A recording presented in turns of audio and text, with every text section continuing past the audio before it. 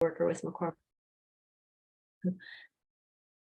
My name is Catherine Robson. I'm a social worker with McCormick Dementia Services, and my colleague Allison McInnes and I are delighted to welcome Jacqueline Crandall to present this really important and sensitive presentation on end-of-life care for people living with dementia. Just a few housekeeping items before I introduce Jacqueline. If you have questions at any point in time during this webinar, please type them into the Q&A feature. Typically, it's at the bottom of your screen. So if you hover your mouse, the icon should show up and you can just click on that and type in your question. If you have a more technical concern, you can type it into the chat, and Allison and I will do our best to monitor that. So we can't see you, but we know that you can see us. It is my pleasure to introduce Jacqueline Crandall, who is a nurse practitioner and educator, very dedicated to quality end-of-life care. Jacqueline has worked in a number of areas, including palliative care in the community and hospital settings. She's worked with the geriatric consult liaison teams and the renal care program at London Health Sciences Centre. Jacqueline is also a lecturer at King's University College in the thanatology program, where she facilitates the thanatology practicum and teaches courses in palliative care, grief, and bereavement. In addition, she facilitates the Alzheimer's Society Southwest Partners First Link program, the portion dedicated to care in later stages. Jacqueline has studied at Western University and the Universities of Toronto, Windsor, and Alberta, as she completed her nursing, Masters of Nursing, and doctoral studies. Her PhD dissertation focused on adult children's perceptions of the quality of hospital care received by their advanced age parents at the end of life. And I was fortunate enough to witness Jacqueline's presentation at a palliative care conference a few years ago, and I thought, what an important topic. So thank you. And thank you for being here with us this evening. Well, thank you. And welcome everyone. I will just open my presentation here and make, whoops, I have to share it. Just one moment, please. Okay, share screen.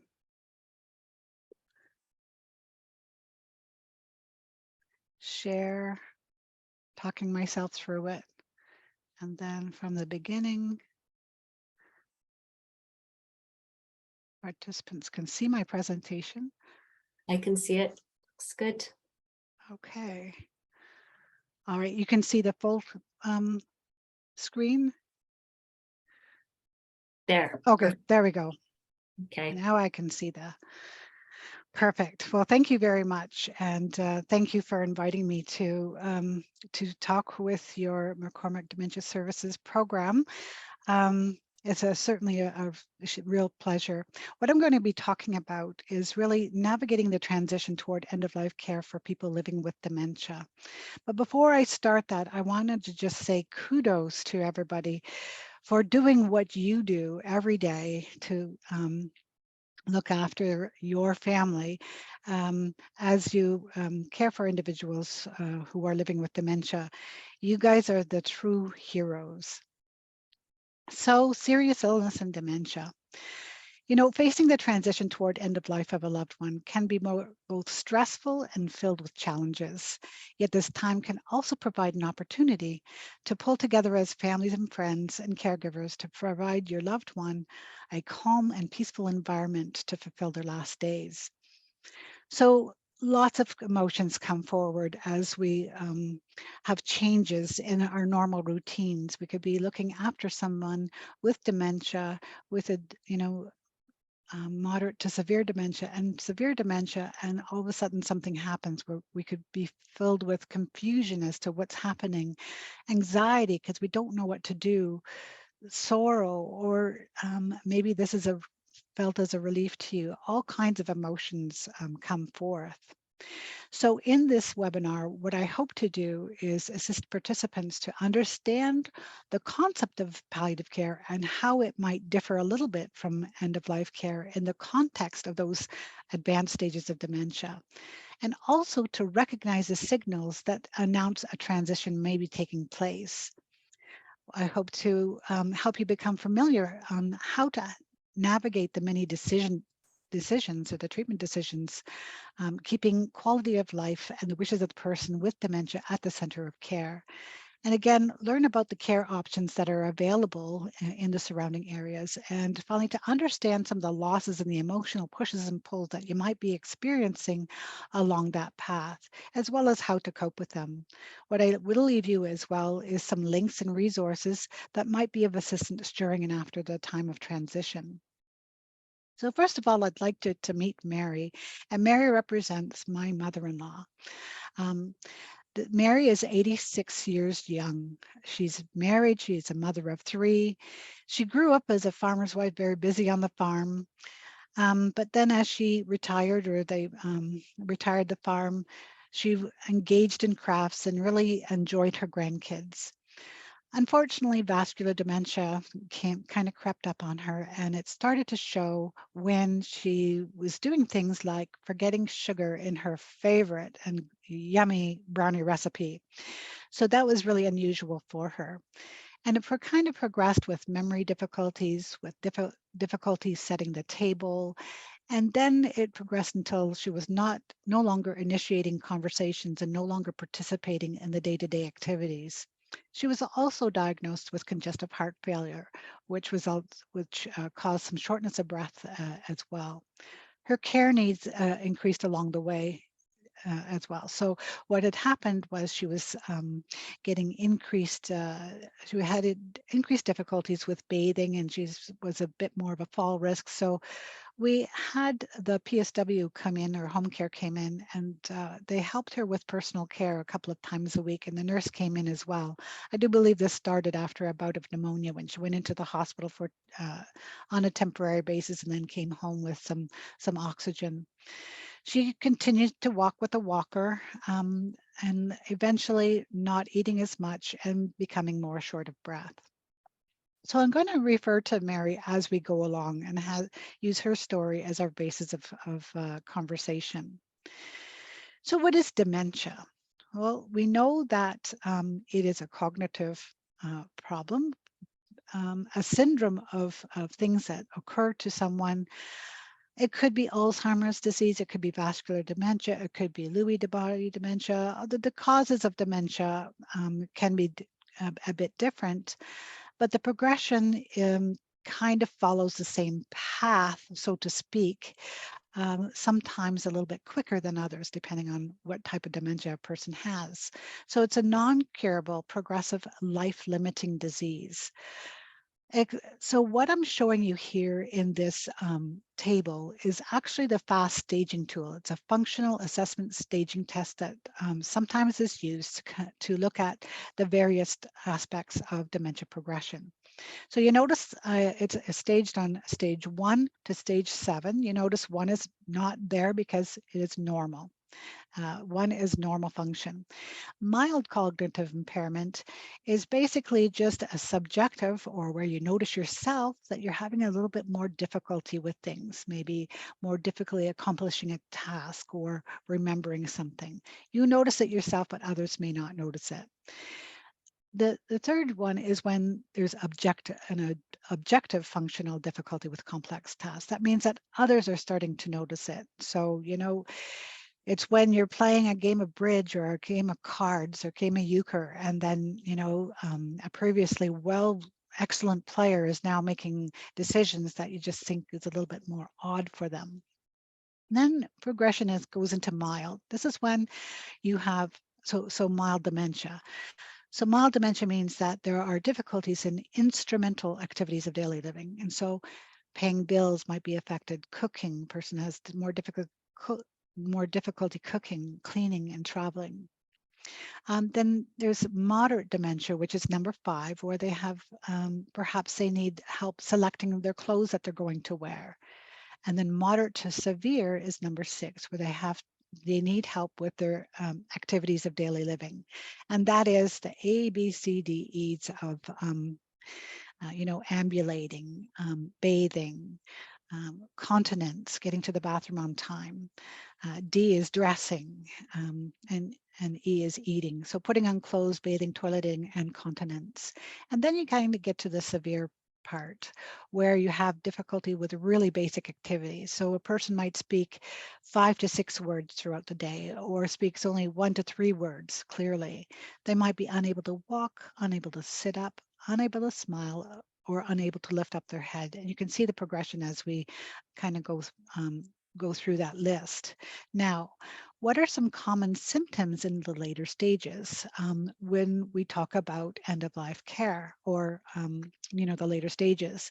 So people might have pain, and so this pain, as opposed to a cancer, where pressures on bones and things like that, could be arthritis or pain related to infections, or some constipation causing discomfort, or they might have eating and drinking problems. And we know that this is because the neural connections to the brain to the muscle is just not, the coordination is just with those muscles is just not up to par. So people have difficulty, chewing, or they have difficulty swallowing, and they need to be reminded, or they pocket food in their mouth. Or they might have infections. So they may have fever, they might have pneumonia. A lot of times, with the eating problems, people can breathe food down the wrong tube, sort of thing, and that can cause aspiration pneumonia, as it's called. Older people don't have the same um, not suppressants, but the immune system is a little bit weaker, is what I'm trying to say. And so they can develop infections a little bit easier. Urinary tract infections are another example. People might become breathless because of the pneumonia, or because of underlying lung conditions like chronic obstructive lung disease. They may also have agitation. Maybe that's related to their dementia, or there's a little bit of delirium, or because of the infection, it's causing a more of an acute sort of a situation in terms of their cognition. Or they might have behavioral symptoms where they're lashing out, or apathy, where they're just content, they're just not saying anything. So these are the common symptoms. So these are the symptoms that require a good approach to care. So let's talk about what palliative care is. So palliative care often scares people a lot. When I was in the community in the hospital, and I says, I was always careful. I would never say that I was a palliative care nurse, because that instituted too much fear in people. And I felt like I was kind of like the angel of death that came, and people thought, oh my gosh, there she is coming. Um, uh, this person, my loved one's not going to die, so you don't need to be here. So I want to dispel that myth. So what is palliative care? Is it a place? Is it a person who is dying, the palliative patient? Is it a nurse or doctor who only looks after dying patients? Or is it a type of care that's given to people who have a life-limiting disease? And if you answered D, you're correct. It's an approach to care. People aren't palliative, the care is. And this I don't know who said that, but I'm going to steal it anyways, because I think it's a great saying. The care is palliative, the people aren't palliative, they have a life-limiting illness. So we said that dementia is a progressive life-limiting illness with no curative treatment. And it has a similar symptom burden as to people with cancer, but can be somewhat different as well. And I went on Statistics Canada. I wanted to find out, now we're talking Alzheimer's disease here. It is actually the 8th leading cause of death in women in Canada who are aged between 75 and 84. This is 2020. And when we look at older people, 85 and older, it was the 6th leading cause of death in women. So this was actually, Alzheimer's disease was in the higher rank before, but COVID took a place in 2020. It was actually the 3rd leading cause of death. So hospice palliative care is really a specialized form of healthcare that aims to relieve suffering and improve quality of life for those living with a life-threatening illness, as well as their families. So it really addresses the whole person, their physical, their emotional, their social, spiritual, and their practical issues, like the day-to-day issues, getting to the bathroom, making sure that people get dressed, making sure that people have the financial resources, those types of things. And really it addresses, according to people's expectations, their hopes and their fears on a unique and individual basis. So again, it doesn't I'm going to just flip to this slide and you'll see that it doesn't start just at end of life. Palliative care is much more than that. If we really talk about the true meaning of integrated palliative care, we'll know that palliative care is an approach to care that is aimed at comfort, but it can start at the very beginning when the disease is first diagnosed. So in this bow tie model, you will see two triangles that are kind of pointing into each other. So on the left side of the screen, there's disease management. So most of the care, the majority of care is really focused on altering that disease, whether it be curative or whether it be modifying the illness so that you have, like COPD, making sure that person can breathe better, or memory problems and dementia. The ARISUP, for example, it's modifying the disease, but it's not curing disease. As the dementia progresses, then we can start to look into the palliative care. So more on pain and symptom management, as you can see in the middle. And as the disease progresses, then more focus is on palliative care. And you can see at the bottom right-hand corner, it's end-of-life care. So what end-of-life care means, as opposed to palliative care, is care that is really focused within the last days to weeks of a person's life. Now, palliative care also includes bereavement care. And so good assistance in grief and bereavement is so important. Now, how do we know that end of life is nearing? Well, back in 2002, this group of researchers did a study to find out, what are the main trajectories of dying. And so they came up with these four main ones. There may be some more, but these are four main ones. And so the first one, so on the so the x-axis, so the one side is the function. So low function on the bottom, high function on the top in terms of the ability to move around and do things. And the bottom axis is time. So we look at the blue dotted line and we're looking at a sudden decline from acute illness. So let's say somebody had had a severe heart attack or a severe stroke. So really high functioning at the beginning, all of a sudden a huge change occurs and the patient dies. Cancer is the dark blue line, the solid blue line. So here it depicts somebody who is high functioning, there's a gradual decline, and then when a person's disease progresses, there's more of a sudden decline when it spreads to other organs. Now, there are some difficulties, there's some arguments with this type of a graph, and I'll tell you in a moment. So then there's organ failure. So that's the dotted red line. So this would be heart failure, this would be chronic obstructive lung disease. And so here we go along, things are doing pretty good, and then we have an exacerbation. We have a sudden exacerbation of heart failure, we're not doing so good, or congestive heart, you have an exacerbation of COPD. So you go down and you might come back up again after you recover, down again and up again. And so this describes, and then you have a series of up and downs until death occurs. So I just wanted to share, just about a month ago, my dad does have COPD. He became very ill where he was unresponsive at home, was in hospital, had pneumonia, a few other things. He was very, very sick. He was delirious. He, fell in the hospital. We thought that this was the end. And I think so did his doctor. But he was given antibiotics, he recovered. We had a big meeting thinking, okay, are we going to have to start big changes in the location of care? But he went home with oxygen, and actually a week later, he was almost back up to baseline, which really kind of surprised us. So this is kind of like your organ failure process. Then there's the frailty and dementia.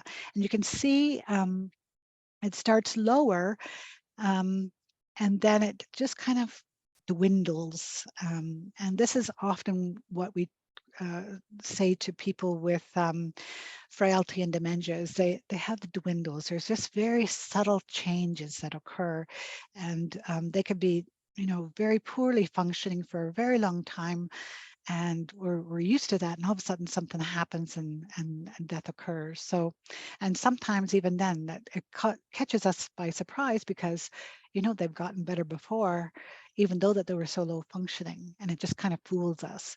Now this graph can be uh, it can be argued that people have a number of things. You can have dementia along with organ failure, along with cancer. I've had, people with all three of these. So, it's just a general guide to kind of explain the differences. So recognizing when end of life is near in dementia, really, there's some different tools that can be used. And you don't have to memorize this, because they're quite, so one side is a fast staging tool, stages 6 to 7. And they say, you can see at the bottom where it says stage 7F plus, if they have aspiration, if they have overwhelming sepsis or an infection, if they start to have ulcers, if they have a urinary tract or frequent urinary tract infections, and if they have weight loss of greater than 10%.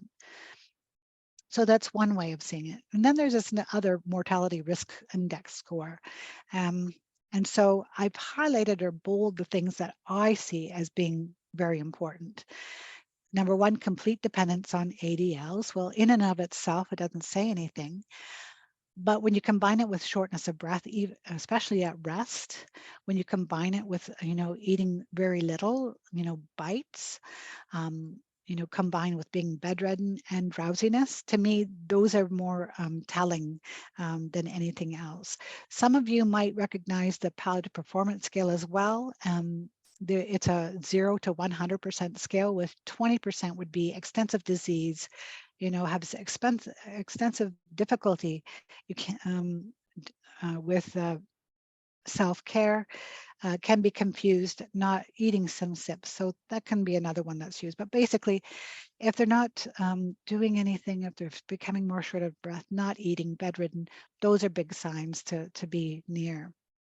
So let's go back to Mary. So Mary, my mother-in-law, so she goes to long-term care, and she's there actually for about 5 months, and she's just kind of on those dwindles. She's got oxygen. Many times her lips look blue, and we're thinking, oh my goodness, she ate well right up until 3 days before she died. So I was thinking, okay, she's very short of breath. She's got, she's mixed up. She spends most of the time either sitting or in bed. So I said, okay, well, when she stops eating, that's going to be our cue. And sure enough, she did have a couple TIAs. And the last one, or TIAs, I meant like a transient, it's like a mini stroke. And so then she became unconscious, and she didn't communicate at all. She was breathing quickly. She was puffy, like she was gaining a lot more fluid. We had, in the meantime, said that, we are going to the palliative approach, and we're going to keep her in long-term care. And that discussion happened. So that was good. And so what she had, she wasn't able to take any more medications. She wasn't able to, so all of her medications had to be transitioned to either, discontinue altogether or subcutaneous. So she had a butterfly put in the arm, like subcutaneous, and the nurses just gave her little bits of like a morphine type of a medication, just to help with her breathing. And she didn't have that very long either. So I had a really bad cold, so I wasn't able to participate in the vigils at the time. So I was telling my husband, okay, this is what you look for. Okay, so these are the changes. We're trying to protect my father-in-law. He was about 91, 92 at the time. And so he had gone in before overnight and actually slept in the palliative care room that they had over at over at the long-term care home. But anyways, he was very tired after that. We said, okay, we've got to protect him. And so I says, Bob, you tell me when these changes occur, call me. I'll pick him up. We'll go there and we'll spend the last hours with her. And so he can be with her when she died. So I says to Bob, okay, watch for, okay, circulation slows. So watch for that changes in color, like the bluish color on her knees, on her feet, her elbows, fingertips, mouth. Those are the types of things that are happening when her circulation is really slowing down. At this point, she was not accepting food or fluids. We were just keeping her mouth moist with a toothette and just a little bit of uh, water-soluble lubricant for her lips. I told him, okay, so she might have secretions that build up in the back of the throat. It's called the death rattle. So, you know, and we could just position her, the nurses would just position her on one side or the other, or they could give her another kind of medication that kind of helps to dry that up. So thank goodness that didn't happen either, but I've heard very loud gurgles in people who are dying before. So, and then, you know, I says, well, she's drowsy already, which she's unconscious, but increasing drowsiness is one sign that also occurs. And then fever might appear. The hypothalamus is not a regulating fever, or regulating body temperature. And the other thing that might have a bit of an infection going on as well. So I says, okay, now watch her breathing, because usually there's a bit of a change in her breathing. So what I've noticed most often, again, I was a palliative care nurse, so I have watched a number of people as they transitioned to that dying point. They have chain stoking respiration. So they have shallow breathing, and then the deep breathing and the shallow breathing again, and then a period of no breathing and shallow breathing and big breathing and shallow breathing and no breathing again. And those apneic periods would become longer and longer. Well, she didn't have any of that. She had shallow breathing, but it didn't change. Vision can be diminished, and people can also be sensitive to light or noise. So they might have a startle reflex when people come into the room where they, you know, there's a loud noise. People might develop an irregular pulse too, or they might become agitated or restless. Well, with Mary, that wasn't a problem. She had slowed, so she didn't have the bluish, her breathing didn't change. She didn't accept fluids. She was drowsy, but, and so the nurses gave her another, a dose of hydromorphone. They came to turn her, and not very long afterwards, she took her last breath. And my husband called me at 3 o'clock in the morning. I think she's gone. I thought, oh, okay. And I felt really bad because we didn't have that advance opportunity to pick up my father-in-law to go there. But anyways, so what happened was I went, even though it was 4 o'clock in the morning, picked up my father-in-law. We went to the long-term care home. We all sat in her room. The doctor was going to come to pronounce at about 7 o'clock in the morning. So we had some time, and I thought, oh, well, let's call the family. And so this was pre-COVID, so that was good. We had the room full of family members all the way around her bed, and we were able to have that time chatting, and that's really helpful and healing as well for family. And so then the recreational therapist came in the morning. She says, you know, we can do a vigil. Do you want a vigil? Or what are they called? Honor guard. And I said, that would be very nice. You choose from these 3 poems, and then I'll say that, and then we'll have the honor guard. So that was great. So the doctor came pronounced, and then the funeral home came, and we left the room. They put her on the stretcher, and they put a nice quilt over top of her. And then we followed her down the stairs and through the main lobby and into the front lobby there. And all the staff were lined up on both sides. And it was just so beautiful. So the recreational therapist said a little poem. And then we all said our goodbyes to each other. And we followed her outside, and they put her into the funeral car, and off she went. I just thought that was just so rewarding to be able to do that. So those kind of cover the signs that indicate death is nearing, and about a little bit about the after death process as well. Doesn't it's it can be very beautiful if you're prepared and you know what's coming. Now, I'm just looking at the time. There's many decisions that happen along the way. So I'm going to back up a little bit. So there's location of care, there's level of care. Do we want to keep her in a nursing home, or where we're going to where's the what type of care are we going to give her? What about code status or resuscitation? What about nutrition? Because people really worry about nutrition. What about IV fluids and antibiotics?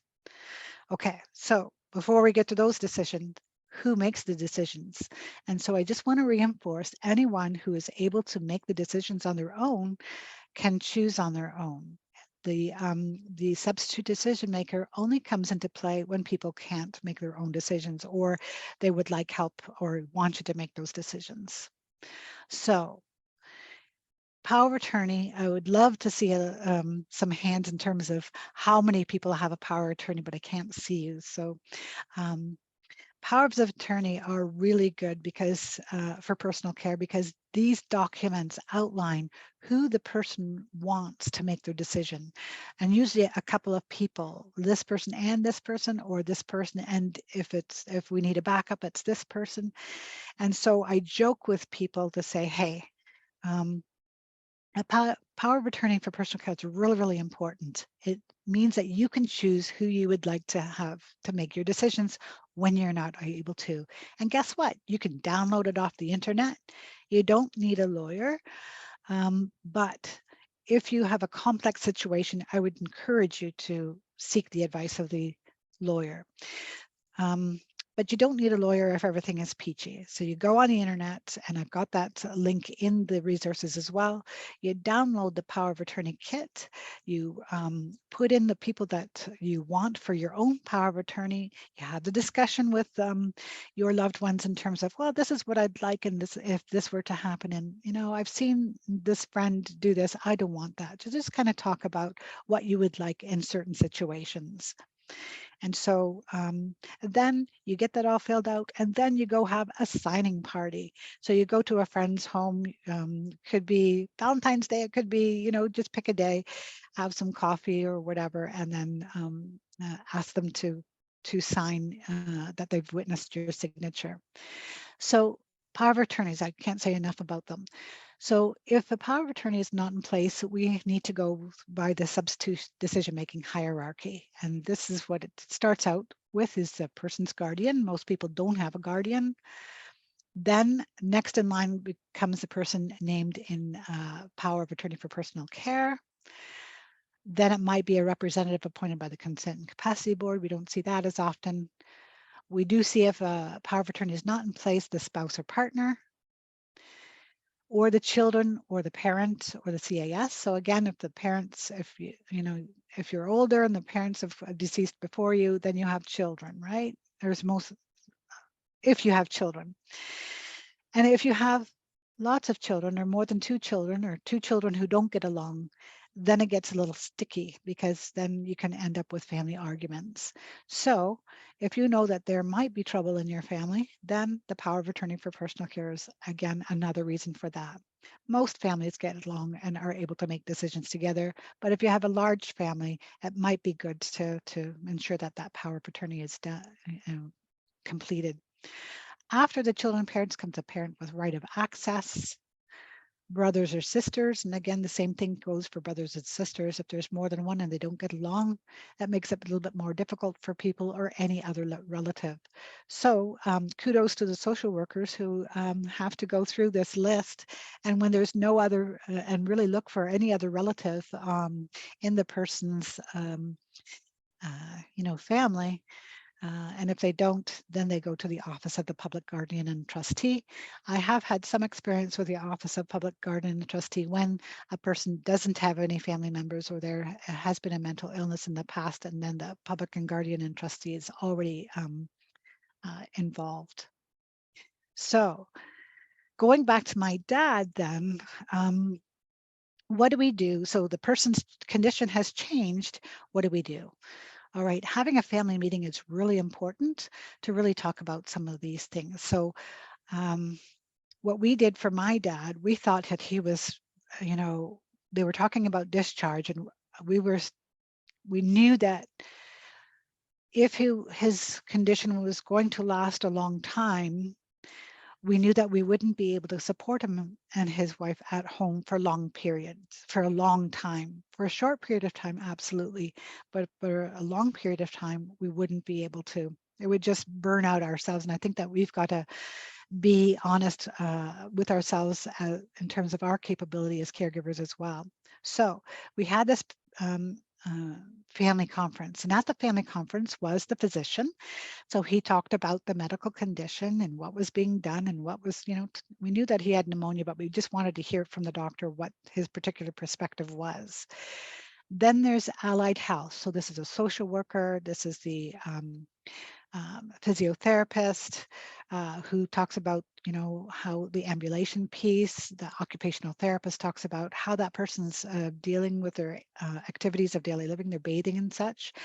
There's also the speech and language pathologist, which is really important when they're swallowing difficulties, so that they can kind of give us advice or what they're seeing in terms of what is safe for them to drink, what is safe in terms of the consistency of food that they eat. We all know that we can mix a little bit of um, not glycerin, some. My memory is going these days, so I have to excuse me. Some gel to make it gel, either nectar thick or honey thick. Family, the family has a very important role because they are the ones who need to provide the healthcare team about the best picture of Mary's wishes. What were her wishes? So they have to put themselves in Mary's position in terms of what she would have wanted had she been able to come to the table and decide for herself. And then there's the home care case managers, very important role. They take care of hospice admissions, they take care of long-term care admissions, and they organize the care that is in the home as well. So again, the purpose of the meeting is to gain an understanding of the medical aspects of the condition, to understand its prognosis, and to review the care needs and the care options. So some of the family questions that you might ask. And this is based on a little bit on my experience, and I had an agenda when we went to that meeting, because we went around and I said to my sisters and my brother and my dad, what kinds of questions do you have? So I wrote all their questions and I kind of categorized it under, certain, the certain categories. So the first question would be, what, I don't understand quite all of, I know that he has pneumonia, but can you please tell me more, what else is going on in terms of their condition? What are you doing? One of my dad's questions was, what lies ahead? His exact words, what lies ahead? Um, what can I expect? Do you think that, he or she will recover? How much time does he have left? And sometimes they're not able to answer, but they might be able to give us a good, you know, um, ballpark figure in terms of, well, this could happen, but most likely would happen. Outline your fears and worries as well. Are you worried about the shortness of breath? Are you worried about the fact that he or she is not eating or drinking well? What about her care? Ask about the care needs. If they don't tell you, ask the nurse about the care needs, or the occupational therapist. What does he or she need right now, and what options are available? So then we have to always think about Mary's wishes and general goals. Again, would she want life at all costs or treatment at all costs, regardless of what the risk factors are, or would she want no heroic measures? And then we say, okay, so what are the options of treatment that you would recommend, and how would that affect her quality of life? Okay, knowing that, what kind of care options are available? What happens if we can't look after her at home? What other options are there? What is the process? So always maintaining a balance and never losing sight of the goal. So always have Mary's preferences at heart. That is the goal. And so what outcome are we aiming for? And so when we have treatment decisions, then we can start to weigh the risks and the benefits. So the first question is a location of care: home, hospice, long-term care home, hospital. So let's look at home. What kinds of, with dementia, often it's a long process. Sometimes it's shorter depending on what else is going on.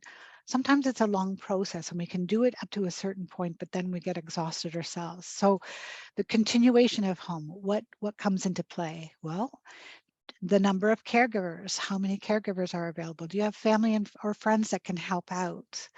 What other supports are available? Does she have an insurance policy? Because, was she a retired teacher? What was in her, what kind of benefits does she have? Does it support an extra nurse at home? What else can home care provide? They can provide a lot of things, but they can't provide 24-hour care. They can provide equipment, they can provide, certain help, but what else can they provide? How high is the burden of care and how much are we able to handle? Do we have to mobilize her from the bed to the chair or the commode chair to get her to void? And how difficult is that going to be? Or is she in bed and we need to roll and reposition and that sort of thing, along with the PSW or another family member? What is the severity of her behavioral symptoms? Mary's a nice, decent woman, always was, never talked a single negative word to anybody, but maybe her personality has changed because of the behavior and she can swear blue streak and really, rip a strip down your emotional core sort of thing. So what is the severity of behavioral symptoms? What about physical symptoms? How about the physical health of the caregiver? I have, when I was working in palliative care, I did look after a couple. The husband was dying at home, and the wife had a heart attack. So we always have to kind of look at that. And thank goodness the family stepped in and he was still able to die at home. So lots of things come into play. Hospice is an alternative as well. So that would be governed by CCAC or Lynn case manager now. And so they would uh, do the application and then we would just kind of wait until a bed was available and there would be kind of an assessment process. Long-term care home is a wonderful place for people to stay in their homes because they already know the patient. And I'll never forget the time that my mother-in-law came home or into the long-term care. They switched her to, or they transferred her to the bed, and the PSW was right there putting a beautiful gown on, taking the hospital gown off and putting a beautiful pink gown on. And I'll never forget the quality of that interaction. That was so special. And hospital, a lot of people die in hospital because they're sent to hospital because we think that, they have pneumonia and the pneumonia is going to get better. They have a urinary tract infection and in the urinary tract infection, we think that is going to get better. But, because they've gotten better before, why wouldn't they get better now? So, sometimes it's a bit of a guessing game. So still a lot of people do die in hospital. So now I'm going to talk, just looking at the time, very quickly at some of the other decisions. Should we have a feeding tube placed? Okay. Lots of people really become concerned when a person cannot eat or drink. It's something that we do. We bring chicken soup to somebody who's feeling ill, or casseroles to the family. Food is part and parcel of caregiving. And so we need to, though, to look at the risks and the benefits of the feeding tube. And so what is the benefit? Well, are they going to have better nutrition? They won't starve. This is a question. Are they going to be more comfortable? Are they going to have less aspiration pneumonia? Are they going to have better functional status? And the answer to those ones are probably not. What about the risks and harms? They might have more agitation, and I have seen people pull out their feeding tube numerous times, and so that becomes problematic. And then sometimes they have restraints, so physical restraints where their arm is tied down, and that's not pretty to see either. So if we're talking about quality of life, we want to make sure that while we're helping them, we're not harming them at the same time. All right, so could develop new pressure ulcers. I just wanted to read this from the The American Geriatric Society in 2014 uh, published a position statement. Now, I tried to find something that was more recent, but even in the most recent articles, they're still referencing this article. So basically, in one landmark study, followed individuals with advanced dementia over 18 months, and I'm just reading this from the study. More than 85% of the study cohort experienced eating difficulties with subsequent 6-month mortality. So they died, 50% died within 6 months.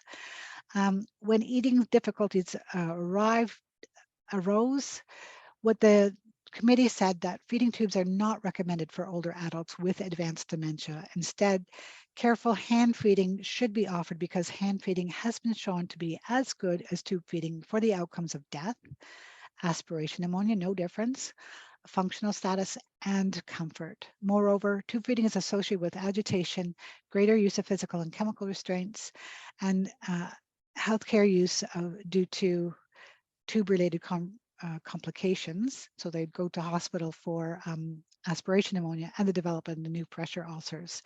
So things that, there's another piece here, review of evidence of the tube feeding in patients with advanced dementia also said it doesn't reduce the risk of aspiration pneumonia. Added nutrition may not make a difference for people in a catabolic state who are really breaking down their protein anyway. There's no documented survival advantage. They have more risk of sinus and middle ear infections. There's no documented improvement in functional status and no documented evidence that tube feeding will improve comfort. So again, medical technology is kind of at a paradox sometimes. So sometimes less is better. And if you knew my mother-in-law, she loves her lemon pie, and taste is part and parcel of end of life or quality of life. And so we just have to be very careful on how we feed. What happens if she gets dehydrated? What about IV fluids? Something that we commonly think of. Well, sometimes feeding or IV fluids are good when we treat delirium, because sometimes this is temporary. Delirium is temporary and recovery might be possible. However, when we're looking at advanced dementia and end-of-life care, people might attempt to pull their IV out and might result in more restraint use. You might have line infection. The biggest thing I think is increased swelling, because again, that circulation is slowing. And so people are going to end up with thick, trunk-like legs full of fluid and fluid in their lungs as well, called pulmonary edema, and their heart failure will get worse. So IV fluids is good sometimes, but not so good in end-of-life care. Instead, we give good oral care with ice chips if they're able to handle it, or just a bit of tooth fat in their mouth. What about resuscitation? All right, we're just about done here. So we want Mary to receive the best of care. So of course we want full resuscitation, but there's some risks associated with full resuscitation as well. So usually in long-term care or in the hospital, it's a little bit different here, but sometimes we have full resuscitation, which means everything in ICU. Do not resuscitate, but in a long-term care home, we can send to hospital and give some treatment, or stay in long-term care home and give treatment for reversible illness. So we can give oral antibiotics or whatever for pneumonia, but we don't, push on their heart. And, or we just do pure comfort care. Now, reminding you about the integrated palliative care, comfort care goes all the way through, but in in comfort care only, there's no resuscitation, just high active comfort care. So what happens with CPR? All right. We see this all the time on TV. People are pushing on a person's heart so the heart stops. We start to do chest compressions. All right, we call a code. We put a tube down a person's throat and we help them breathe with an ambu bag, or we give artificial respirations. We call 911 or the medical Paramedics and nurses rush to the patient's rooms. If the person's at home, they scoot off to the hospital. Again, they're pushing on the person's chest. I've said that already. They give medications and they might give electric shock. All right, so let's look at the odds of surviving CPR. All right, for the total population, did you know that out of every 100 people who receive CPR, only 82% or 82% die and 18% survive. Those with serious illnesses like cancer and heart disease, 90 out of 100 die and 10 survive. People who are critically ill in ICU, 98 out of 100 die and 2 survive. And in general, the population 75 and over, 85 die out of 100 and 15 survive. Now let's focus on the survivors. So according to research, they say that 25% or a quarter of survivors, if they were home before, will go home independently before. So if they were independent before, they'll go home independently. Another quarter will go home, they'll need home care. And 50% will need some sort of institutionalized care. CPR does impact the brain. 4 minutes is what it takes for cells to begin to die. So we need to keep that in mind. All right, so let's look again over how we approach decision making. And I love this. It's from 1998 by Elizabeth Latimer, a beautiful chart. So here we have Mary. We look at her illness experience, the symptoms that she's having, the suffering. We look at her illness. What is going to happen? She's got advanced dementia. She's not going to get better. And we don't know exactly how near she is, but, maybe she's showing signs. What are the medical options in that respect? But most of all, what are her wishes, her hopes, and what has she said before? Together, the healthcare team and the person and family talk together and formulate goals of care based on those 3 things. And then we consider those possible treatments, burdens and benefits. Are they consistent with the person's wishes? And are they consistent with the goals? So again, let's look at CPR.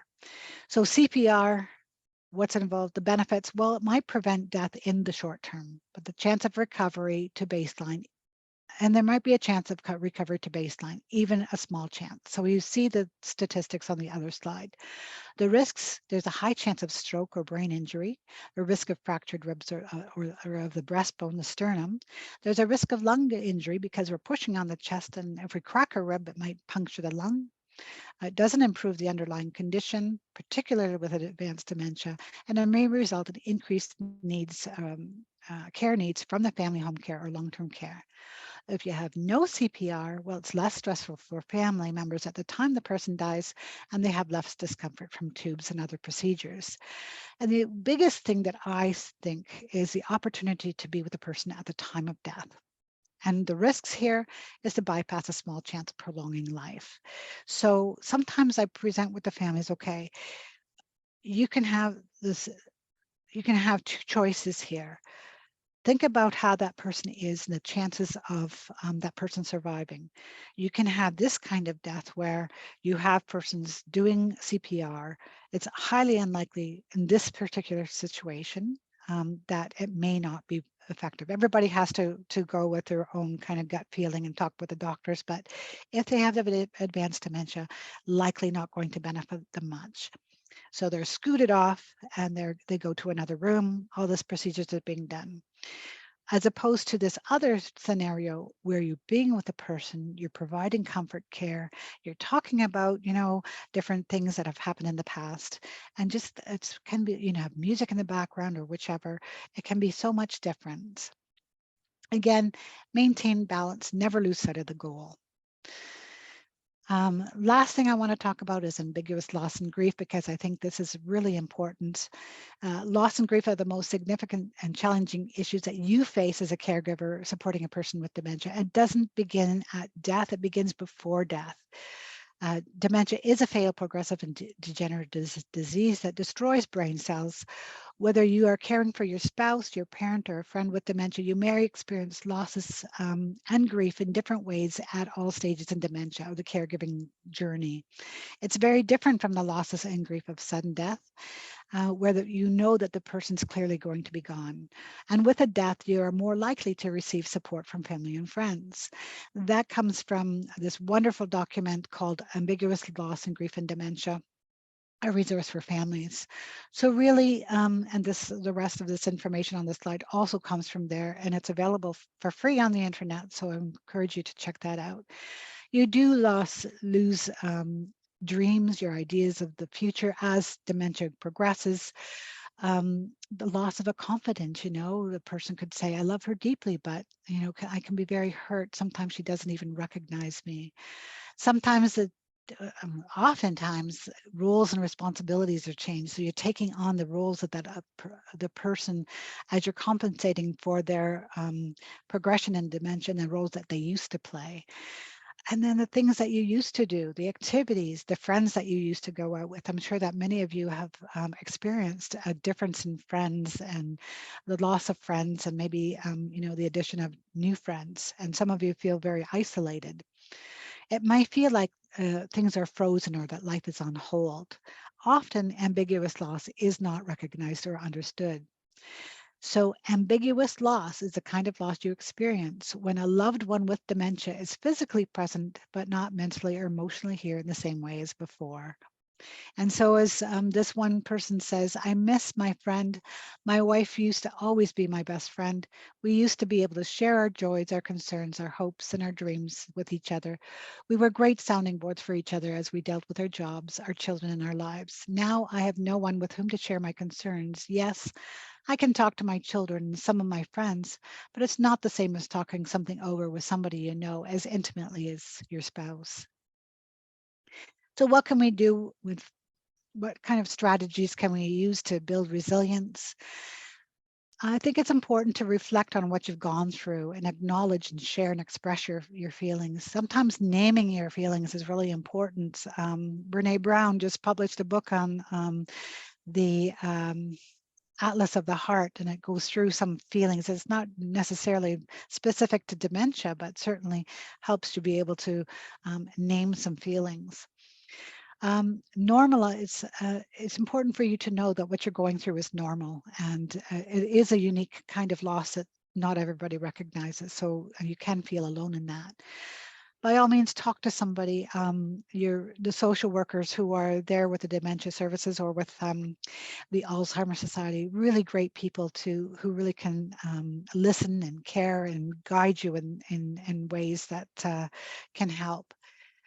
Remember to stay connected to friends and family and build connections with others. It's important to, have somebody come in to have some kind of caregiver or relief so that you can go out and do bowling or just play cards or, go for coffee with somebody just so that you can get the mental cobwebs out of your brain there. You need that time to de-stress. Take care of yourself, eat, stay active, and note your stress signs and triggers as well. When you reflect and say, oh, I'm feeling this, okay, I recognize that as a sign of stress, an early sign of stress. It's time for me to step back and I need to do something about that. Let others know what you need. Don't expect them to read your mind. Make sure that you reach out and seek information and support.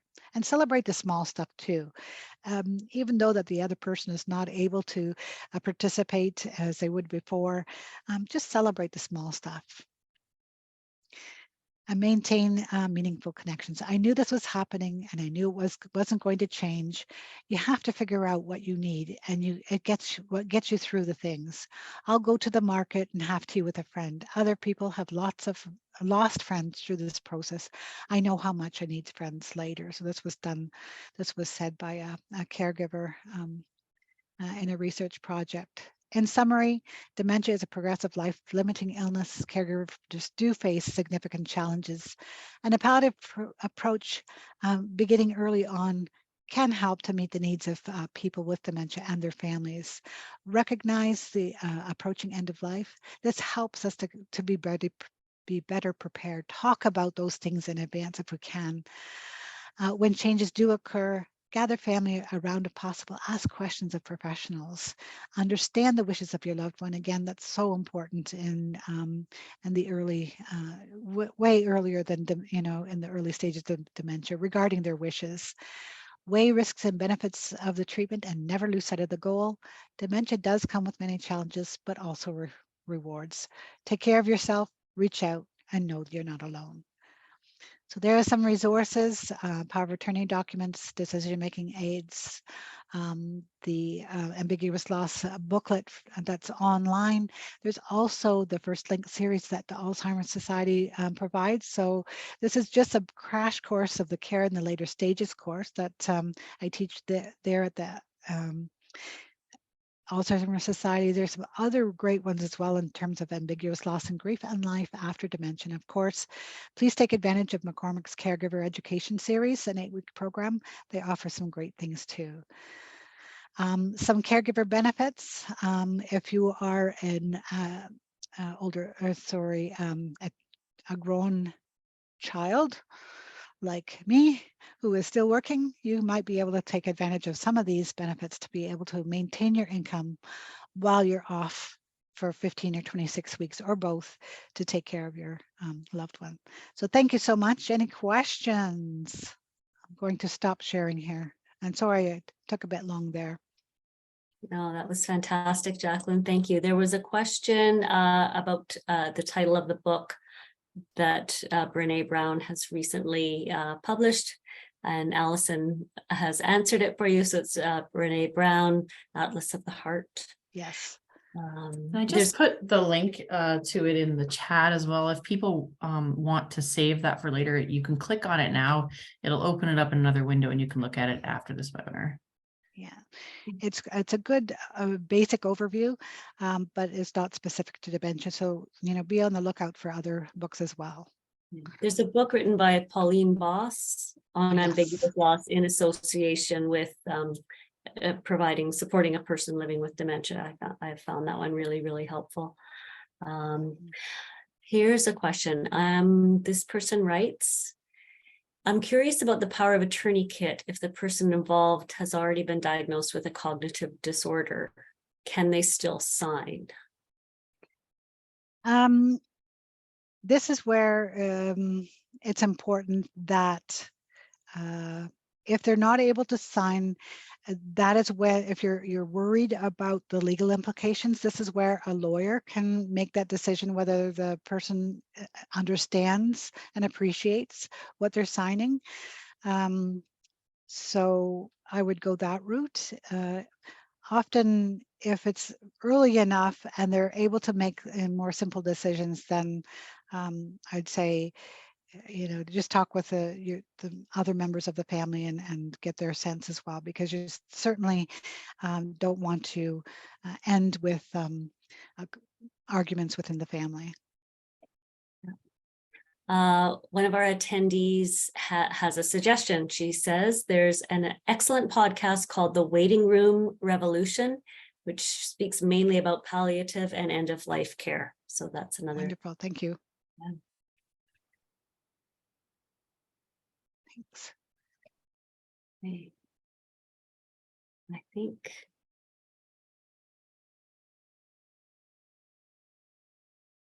Okay. Question regarding ambiguous loss and grief. What makes some friends kind of abandon or avoid you when your partner is diagnosed with dementia? Oh, I hear that. Is it that they don't know how to support you? I think that that is a huge factor, is that they don't know what to say. And maybe it's part of it is related to their fear of, will I say the wrong thing? It makes me feel uncomfortable, some of that just general avoidance because they don't know what to say. Yeah, which is unfortunate. Mm-hmm. And of course, as a caregiver for a person living with dementia, the last thing you feel like you should have to do is educate others, but sometimes just a few tips and hints can be helpful. Mm-hmm, mm-hmm. One of my participants in a group once told me about the dementia cards, the business cards. I think that they're so so helpful. So let's say you're going to a restaurant and your loved one who has dementia kind of says the wrong thing or whatever. These dementia cards are really nice to be able to slip to, whether it's a waitress or whatever, to say, don't mind my partner, he has dementia, sort of thing. So it just kind of says, oh, okay, well, you just kind of take it in stride. And I was just thinking, is there something that can be done with a similar sorts of thing and say, you know, it's tough when my partner is not talkative as he once was, but you know, that's okay. He likes to talk about this or that. So sometimes there's that little bit of education. You know, my dad loves to talk about money. He might, you know, drift off into, you know, a sleep or whichever, but when we talk about money, he's right on. Like the stocks, right on. It's amazing what generates conversation in someone with dementia. So just finding out those little things. So yeah. Yeah, and those meaningful activities that you can do side by side as well can be so helpful. Exactly. Yeah. Yeah. Not seeing any other questions at this point, so yes, we can wind things up if folks just want to go and you know, reflect on the content. Thank you for sending the PDF version of your presentation, Jacqueline. We can email that to the attendees, Sure. Yeah. along with the evaluation survey. And there's lots of links in there. Feel free to Google some of the titles in there. I've tried to include the most important. I have another question. With respect to what measures are to take place if the person has dementia and is in distress, i.e. heart attack, are there levels referenced and what do they mean?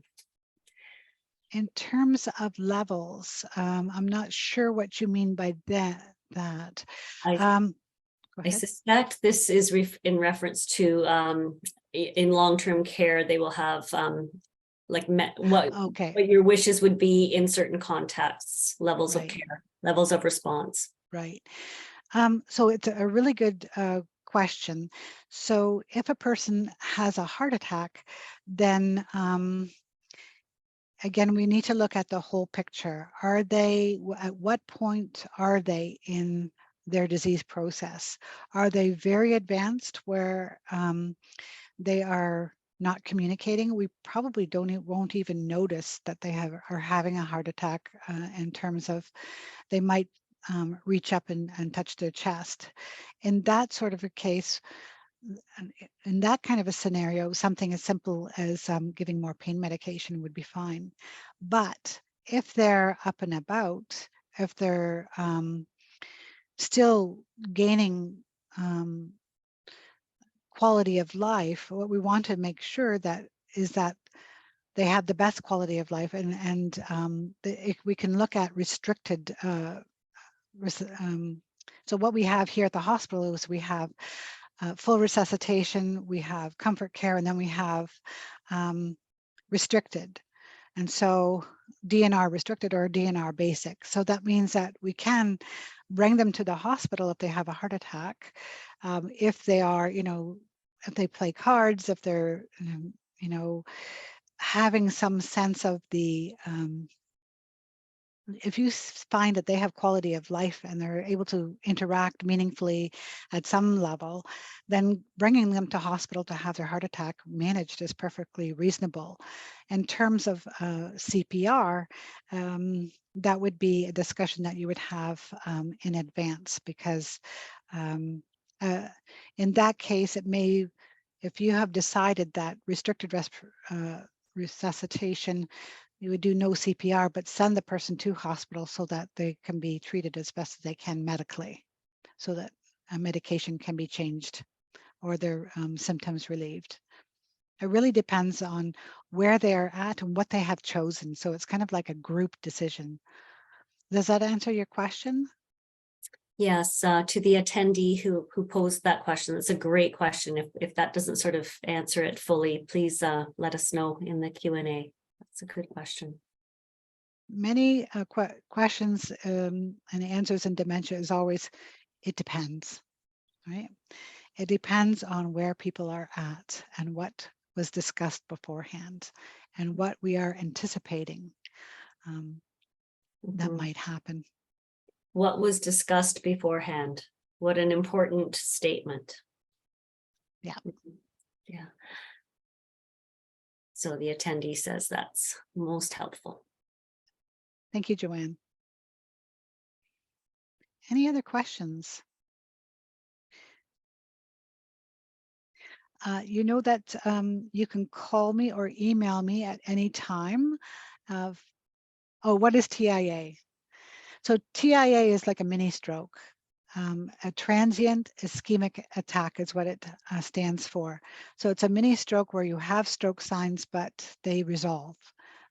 They get better.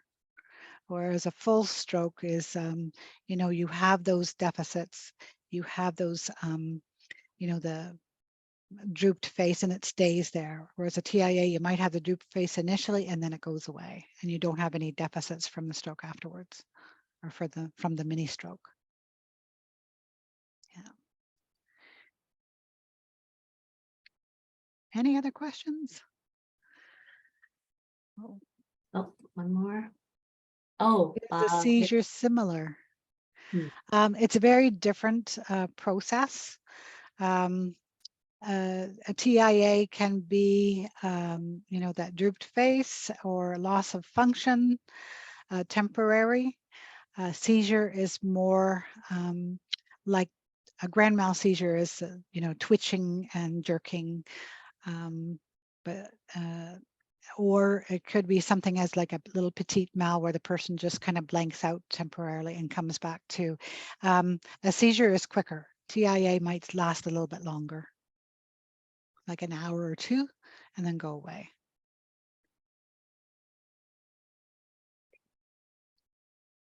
Yeah, I didn't mention much about the medications used for palliative care, and it's just, again, most of the medications are changed over to a subcutaneous route. So somebody mentioned a seizure. So if somebody has epilepsy or tendency towards seizures, then there is medication that we can give to prevent seizures during those times when they can't take medication. Is there a permanent damage with these seizures? Seizures are, you know, epilepsy or seizures because of, there's always some reason why the person has seizures. Do they have a chemical upset in the brain? Did they have a stroke beforehand and that set off kind of this new electrical foci that kind of triggers seizures? Some seizures don't cause any visible damage. Other seizures can be unresolving or the, you know, long-term. The more seizures, the more severe seizures a person has, the worse it is for people with dementia, because it just kind of, you know, it can cause more ischemia during that time. From high fever, seizures from high fevers. I've never seen seizures from high fevers in older adults, but definitely we would go to relieve those temperature, you know, the fevers by giving acetaminophen or Tylenol so by suppository, and then doing tepid sponge baths. The fevers don't usually, I've never seen extremely high fevers. It's usually maybe 40, 39 or not at all. Sometimes people can't maintain their temperature at all. I've seen older folks, and I've just had one with a blood infection that never had a fever at all. So, yeah. Okay. But for those of you who are interested in learning more about this topic, please access also, you know, the website that was talked about. The other is Alzheimer's Society, the First Links program, which is also on the website. And you can always call me. So to those attendees, thank you so much for joining us for this important discussion. And you will be receiving an evaluation survey. Our admin assistant will be sending that out. Oh, this is a wonderful comment. This has been a great evening. We really do need to talk more about palliative approaches to care for persons living with dementia. Thank you. Thanks, Yes. Andrea. Yeah, I agree. Okay. And if you folks look in the chat, we've got Jacqueline has very kindly posted her contact information. If you miss it, you can reach out to Allison or I, and we will send it to you. Just a few thank yous in the Q&A as well. That's great. Okay. Thank you. I see a few names I recognize. Thank you. All right. Well, I will end. Do you want to end the recording, Allison? And then we'll